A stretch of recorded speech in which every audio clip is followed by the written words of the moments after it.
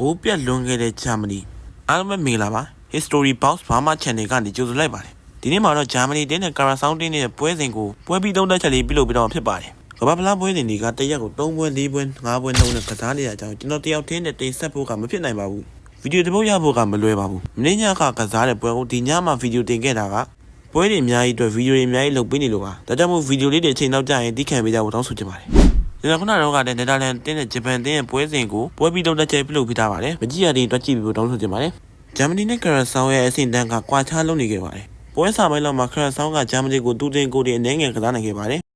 ကစားနိုင်ခဲ့တဲ့ဆိုရင်လည်း6မိနစ်တောင်မခံခဲ့ပါဘူးပွဲကစားရင်6မိနစ်မှလည်းဂျာမနီတို့ဥဆောင်ကိုစတင်ရရှိခဲ့ပါတယ်ဒါပေမဲ့ပွဲကစားရင်17မိနစ်မှာကရာဆောင်းတို့ဘက်ကခြေပေါက်ကိုပြန်တင်ပြသွားကြပြည်သက်တွေအားလုံးတော်တော်လေးအံ့ဩသွားမှာပါ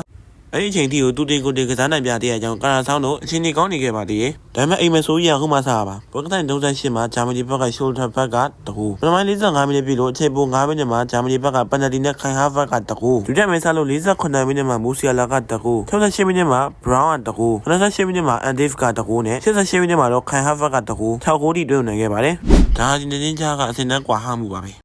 ဒီပွဲစဉ်မှာတော့ဂျာမနီတင်းရဲ့နောက်တန်းမှာရှိုလ်တာဘက်ကိုတော်တော်လေးကြည့်ဦးကြပါတယ်ဒီနေ့ပွဲစဉ်မှာတော်တော်လေးရှင်းပြနိုင်ခဲ့ပြီးတွင်းကိုတကူလည်းတွင်းနိုင်ခဲ့ပါသေးတယ်အားလုံးမကြည့်ဘူးကျေးဇူးပါခင်ဗျ